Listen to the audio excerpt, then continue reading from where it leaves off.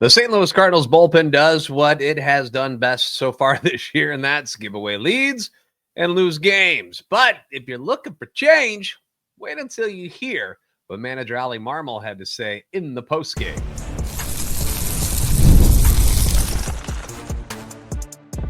You are Locked On Cardinals, your daily St. Louis Cardinals podcast, part of the Locked On Podcast Network, your team every day. Hey there, Cardinals fans. I'm JD Haffern, and I'm your host for Locked On Cardinals, part of the Locked On Podcast Network, covering your team every day. Follow me on X at JD Sports Radio. You can follow the podcast at LO_Cardinals. We're on YouTube. Like, subscribe, comment, hit that notification button so you don't miss anything. Also available on TikTok and Instagram at Locked On Cardinals. This right here is a show serving Cardinal Nation and giving the best and most frustrated fans in baseball all of the info about the birds on the bat. All right, guys. So, no ugly loud shirt today. The Cardinals did not win the series. It was there.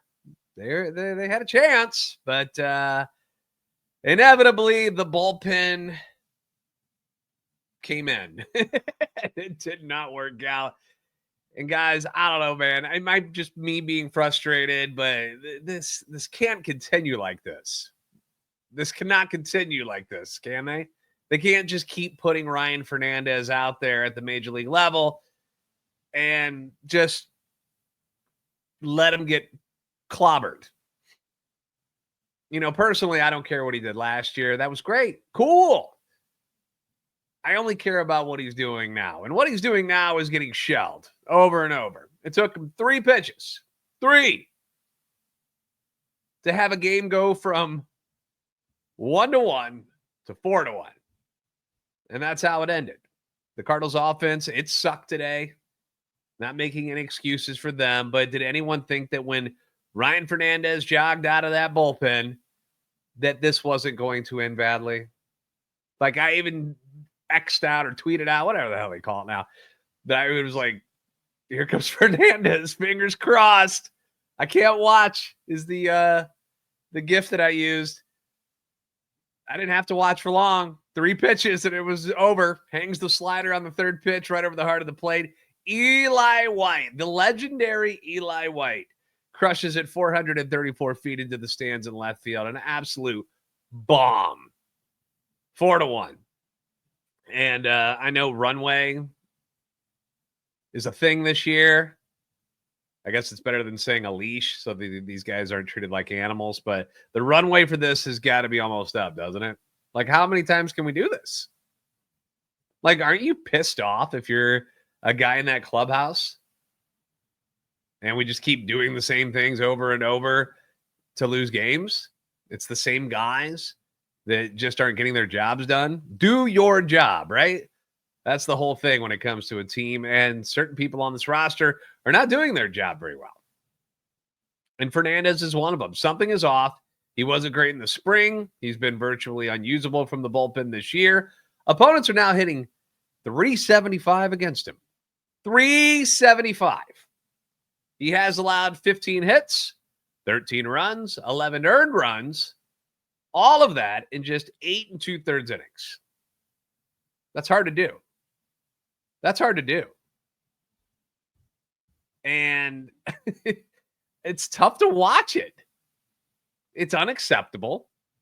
How do you justify putting him out there, not only at the end of games with the game in the balance, which feels like it should be a big no-no by now, but like at the major league level at all? Like, what are the lessons that he's learning here? Where is his confidence right now? It's got to be in the crapper, doesn't it?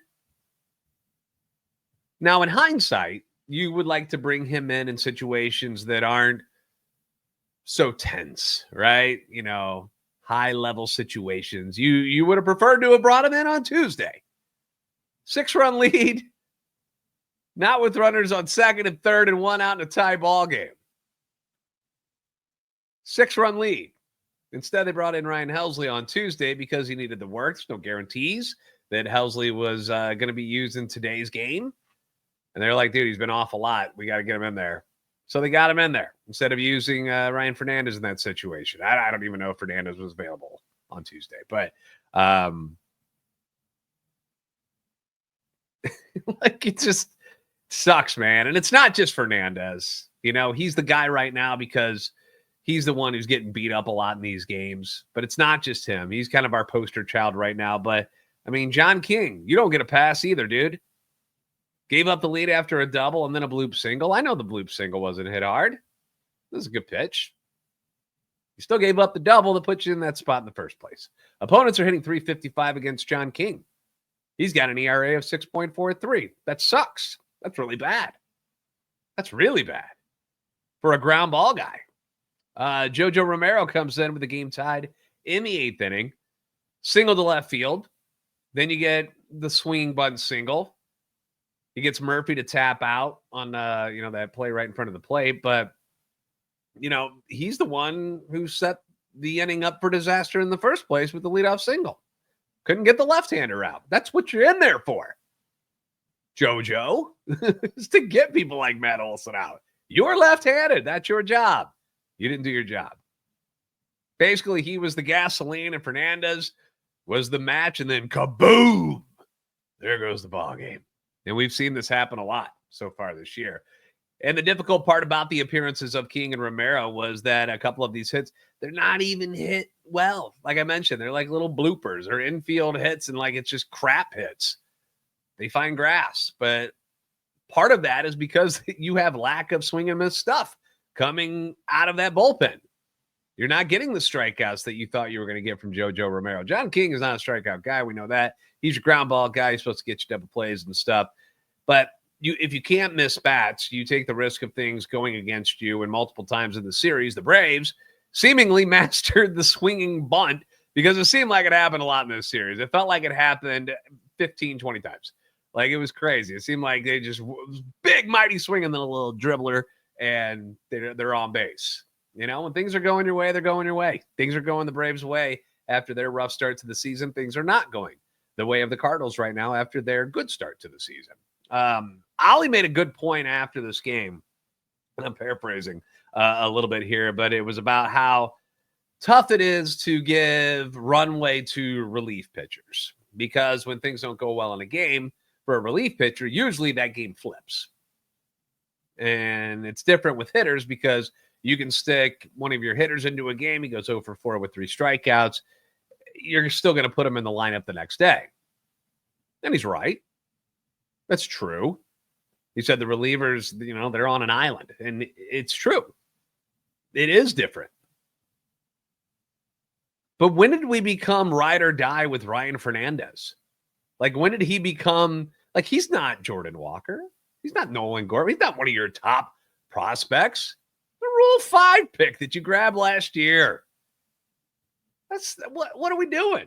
Like, why are we like, we gotta, this isn't Ryan Helsley. This isn't Matthew Liberatore.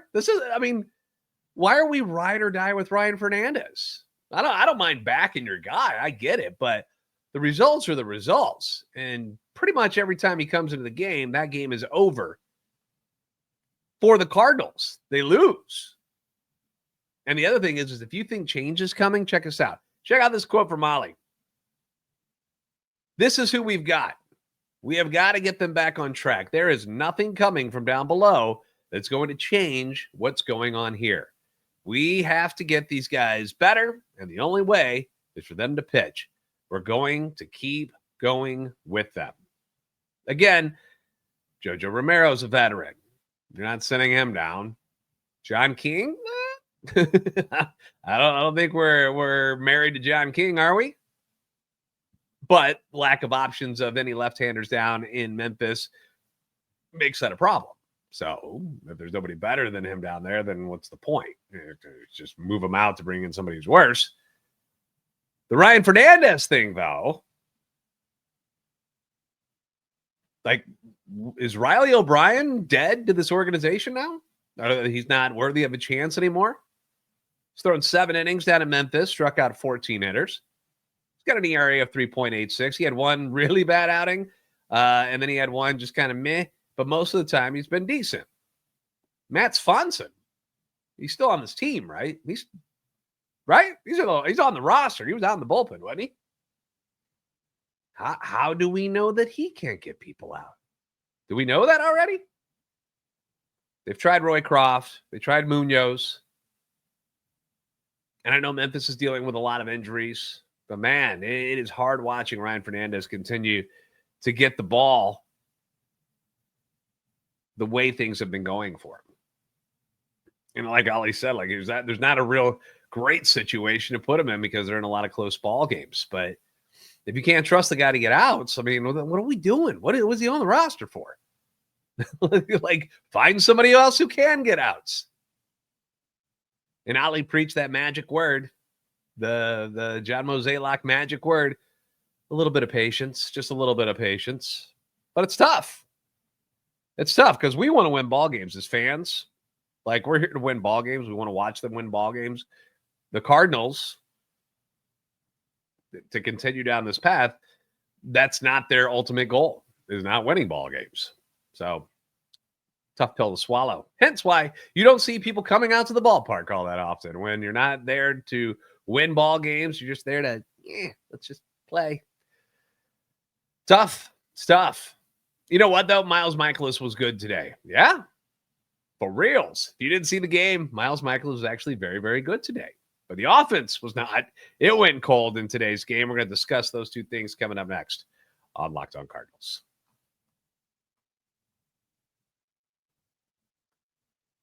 Get the supplies you need from the site made for the skilled trades, Supply House. Whether you're in plumbing, whether it's HVAC, you do electrical work, Supply House is the reliable way to order products online because their easy-to-use website is packed with a bunch of helpful resources and the latest product information to help you get the job done right. Plus, with a complete inventory of over 200,000 parts from 400-plus top brands, you're going to find exactly what you need. It's going to get delivered to you fast from coast to coast. And if you need help with an order, Supply House offers expert support and industry-leading service, so you're always going to get to talk to a real person. And for trade pros, if you're looking for that extra edge, their free Trade Master program, going to be right up your alley, offers exclusive perks like dedicated phone lines, free shipping, discounts on every order. Thousands of skilled professionals are already taking advantage of this. Now it is your turn. Join the Trade Master program today at supplyhouse.com/TM and start ordering plumbing, HVAC, and electrical supplies with just a few clicks. Plus, use promo code SH5, hooking you up for 5% off your first order. That's promo code SH5 for 5% off your first order. That's supplyhouse.com.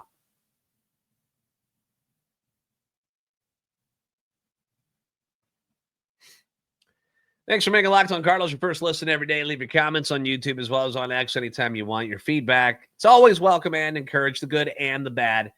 Things aren't great right now for the Cardinals, so I get all of the angry comments. I get it. We'll discuss it too because I'm frustrated. I know I'm a pretty positive person, but I'm frustrated too, man. I want to win ball games. I feel like this team should be winning more ball games, and they're not. And if Ryan Fernandez is the number one whipping boy, then he's displacing Miles Mikolas, who has held that role for quite some time, a couple of seasons now, and for good reason. He's had some of the worst numbers for a starting pitcher, not only on the Cardinals, but across the entire league. Like, it's just been bad all around. This season, he had a decent day against the Angels, got murdered by Boston. We don't have to relive that. Was all right against the Phillies, considering the Phillies lineup. He only goes 4 2/3 against the Mets, but another great lineup. The Mets just swept the Phillies today. Tells you how good the Mets are. But on Wednesday, Miles had his best outing of the year so far. And I know that the Braves are not at full force at this moment, but still some pretty good hitters up and down that lineup. 6 hits scattered over 6 shutout innings. 2 of those hits were the first 2 batters of the game. And I tweeted that out too. I was like, hold on to your butts. It's one of my favorite gifts of all time. But because I was like, oh gosh, they're knocking them all over already. And 2 walks, 2 strikeouts, got into a nice flow after that first inning, and he was cruising right along. Got up to 89 pitches, which was a season high. So you get to that pitch count because people are asking online, like, why are we even pulling Miles Mikolas right now? I mean, it's 89 pitches in April.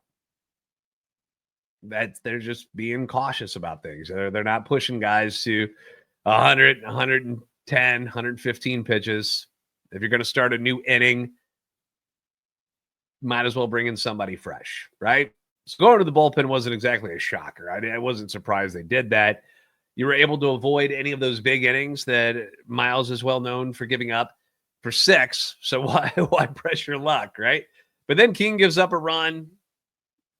Talked about that already. Kyle Leahy, he was awesome again today, has become one of the few reliable arms out there. It's basically Leahy, Maton, and Helsley right now.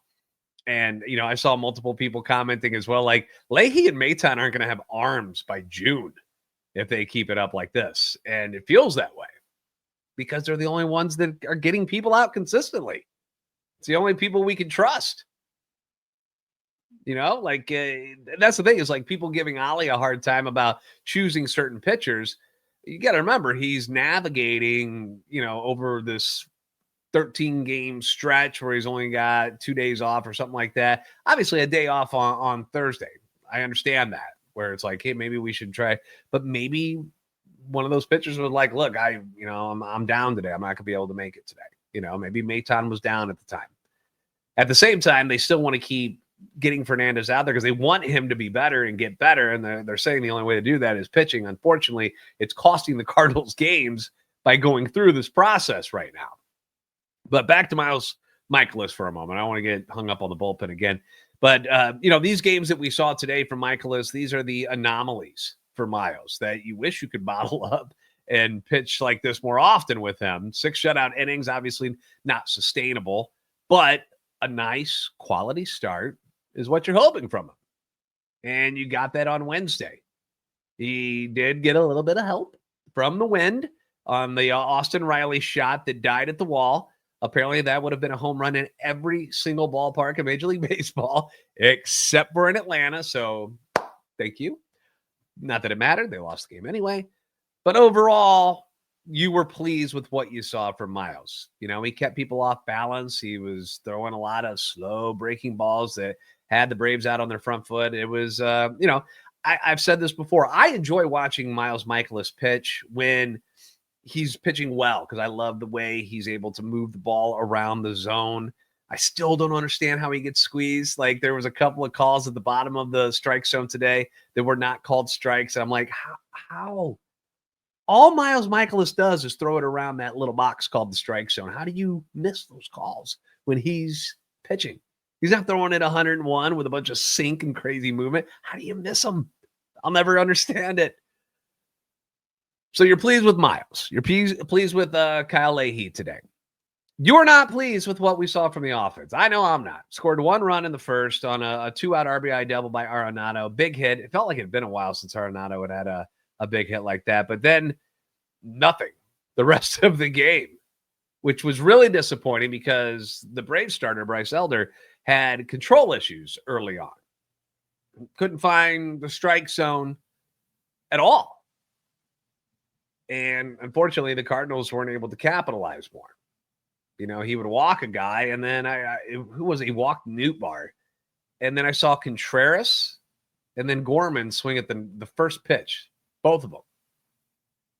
And they're at bats right after the Nootbaar walk. And I'm like, what are we doing? And then you started to notice, like I started to pick up that they were kind of trying to attack Elder early. So maybe that was part of the game plan and it just didn't work out. I just, I feel like you got to fluctuate the game plan a little bit when this guy can't throw strikes. That I'm make him get 2 on you before. It's not like he's got devastating stuff that you can't hit. Like get 2 strikes on you. Make this guy get in the zone before you start wailing away at things. So I don't know. I was a little disappointed with how that stuff turned out. And you just kind of knew that it was going to cost him later on in the game when these chances with guys on early were not getting cashed in. Newt 0 for 3 today, had 2 walks, so on base percentage great. Wasn't able to put any hits into the game. Contreras was 1 for 3. He's got his average up to 200. Mendoza line. Alex, which I know it's funny because we say it, but considering how he started, he's creeping. He's having better at bats. Alec Burleson, 3 for 4 today. A couple opposite field hits. He's up to 276 all of a sudden, which is great. The only thing missing from Alec Burleson right now is some of that extra base hit pop. That's what I'm looking for. I'm looking for him to plug some gaps. Not saying he's got to hit home runs all the time or anything like that, because that's not who he is, but a little more pop, a little more danger, would be nice. Like he was last year, where he went on that streak where he was just kind of mashing everything. And I get he's not going to be like that all the time, but that's the next step. Now that he's putting the ball in play and it's finding holes, the next step will be getting some lift, finding those gaps. So hopefully positive things for Biscuits moving forward. Jordan Walker, on the other hand, 0 for 4 today. He's down to 198. He is 1 for his last 23. And it's really tough to watch this because, again, we're all rooting for Jordan Walker. We don't want to see the guy fail.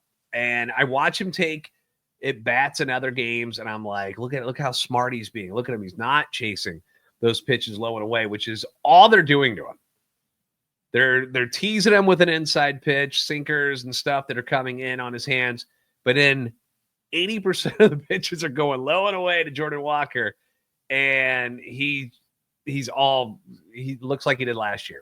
He's all messed up from him. And when he starts to lay off on him, then he sees a pitch that's coming in, and even though it's not even a strike and it's too far inside, he's still swinging at it. He's like, "Oh, yay, I'm finally getting that inside pitch." Like, I rarely see at bats where the pitches are ever even in the strike zone against Walker. And if he could be like how we saw Marcell Ozuna in this series for the Braves, if he can start really laying off, and I know he wants to hit the ball so bad.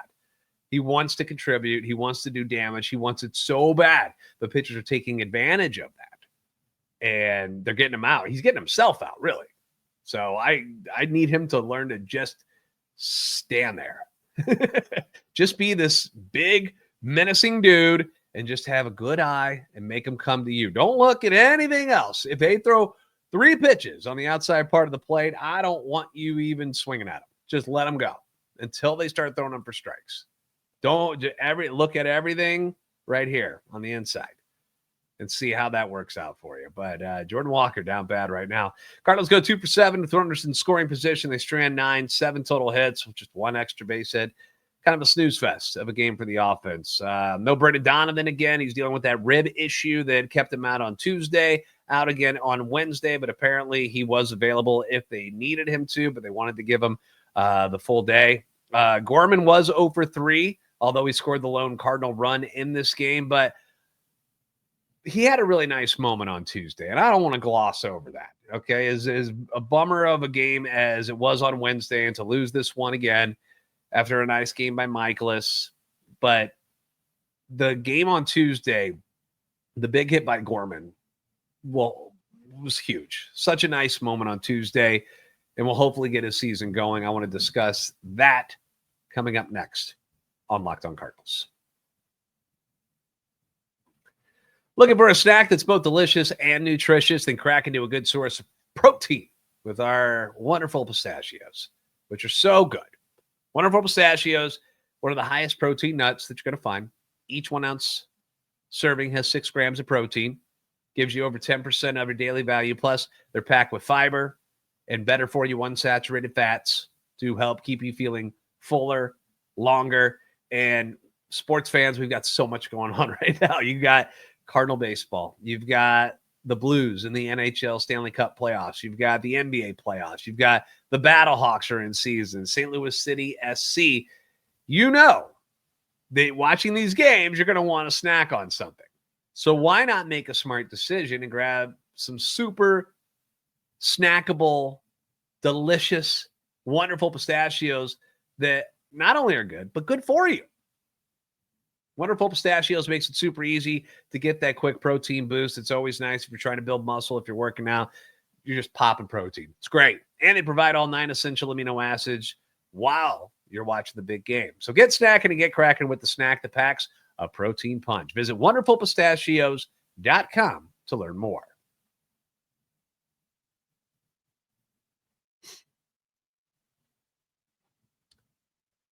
Thank you again for making Locked On Cardinals your first listen today. For your second listen, check out the all-new Locked On MLB Game Night. Every game, every night, all season long. Get local analysis on a national scale. You can find MLB Game Night on Locked On MLB on YouTube or wherever you listen to your podcasts.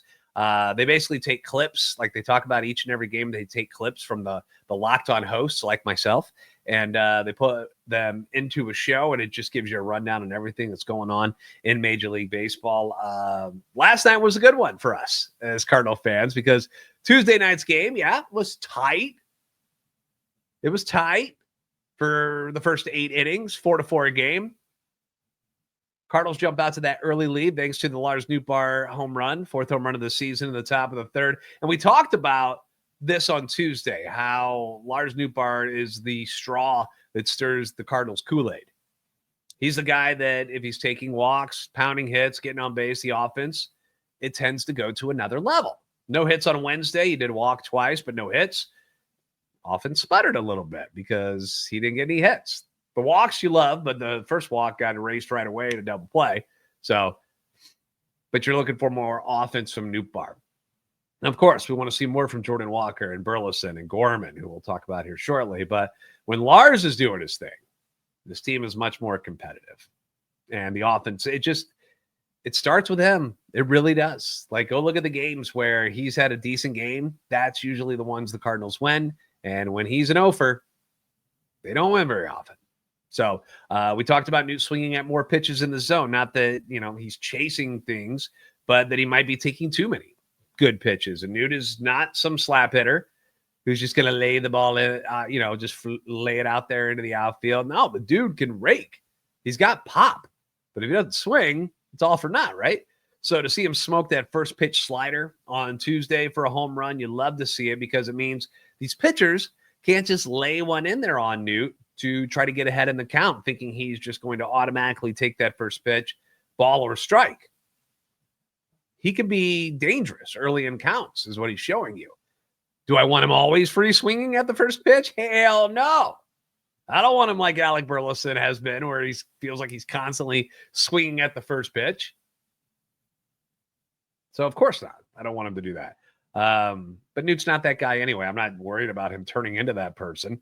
His best attribute is his incredible eye at the plate. He knows how good he is. But I like that he's willing to uncoil on a first pitch from time to time when the pitch is what he's looking for in the spot that he's looking for. I'm okay with that. Braves come back to tie things up on Tuesday night. Eventually, they take the lead against Palante. He didn't have his good stuff by any means, somewhat similar to the start in Boston, where he couldn't get through 5. He walked 3 hitters. Difference in that one is that his pitch count went up because he kept striking a lot of people out. I think he had 6 strikeouts in that game in Boston. Only had 1 K on Tuesday. Just really did not have a feel for any of his pitches. So not a great showing for Andre, who lasts just 4 1/3. He allows 4 runs on 7 hits, 2 home runs. You don't like to see that from a sinker baller. But as much as this team has struggled, specifically on the road, they continue to show that they are not going to just roll over and quit. Mason Wynn hits an RBI single. Jordan Walker scores on a wild pitch. We got a 4-4 game in the 8th. Cardinals load the bases for Nolan Gorman, who had come up in a bases-loaded situation earlier. 2 out, 6th inning, flies out to center field.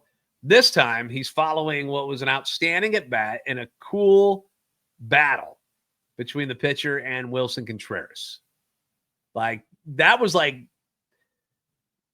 okay, maybe I'm over-exaggerating a little bit, but it felt like a playoff moment, where you have this huge at-bat going on in a game, but it just felt that way because, the game's tied at the moment. Wilson, one of the better hitters on the Cardinals, and he's fighting things off, and he's not swinging at these, and so he gives this probably the greatest bat flip following a walk in the history of baseball. It wasn't like a walk-off where he walked and the game-winning run scored.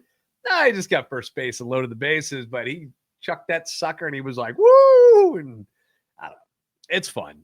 But Gorman steps up, and what does he do? He rips a changeup into right field, right down the line, clears the bases, makes it 7-4. A massive moment for the confidence of Nolan Gorman, who hadn't seen a whole lot of success recently. A couple of hits here and there, right? But for the most part, he's trying to get going again after the injury. Remember, he was actually hitting pretty well until the hamstring thing happened. So they're going to give him at-bats no matter what, which is why I was a little surprised that they decided to keep Thomas Ajayci on the roster over Siani. I know that Brendan Donovan's injury with the rib played a part in this decision as well. They didn't want to lose 2 infielders, so that made sense. But the playing time is what I'm concerned about not readily available for another infielder. Sajacy didn't get an at-bat in the series against Atlanta, even with Donnie over the last 2 games not being in the lineup. You haven't seen Sajacy at all. So I wonder how long he'll stay if Donovan feels well enough to come back this weekend for the series against Milwaukee. So just something to think about. Day off on Thursday, back home this weekend to face those Milwaukee Brewers. Finally back home, but it doesn't last very long. They're home this weekend, and then they're back on the road. They go to Cincinnati. So the Milwaukee Brewers, once again, are just finding ways to win ball games despite letting Willy Adames walk in free agency, trading away Devin Williams, and here they are, second in the division, 13 wins already on the season. So they just win. They find ways. They are what the Cardinals used to be. The Cardinals used to just find ways. Now we're finding ways to lose instead of win. So finally another NL Central opponent. Have only faced the Pirates so far. So these games are important. So hopefully they'll get their heads straight on the day off on Thursday for the weekend at home. Thanks for making Locked On Cardinals your first listen every day. If you haven't already, give us a follow on X at @LO_Cardinals and at JD Sports Radio, Instagram and TikTok at Locked On Cardinals. Like, subscribe on YouTube, help our channel, and love for the Cardinals grow. Once again, we're making that push for 12,000 subscribers. We're creeping. We're getting there. So if you haven't subscribed already, do me a solid and do that. Hit that like button as well. Certainly helps our channel grow. I appreciate that. You guys are the best fans in baseball for a reason. And I will see you next time on Locked On Cardinals.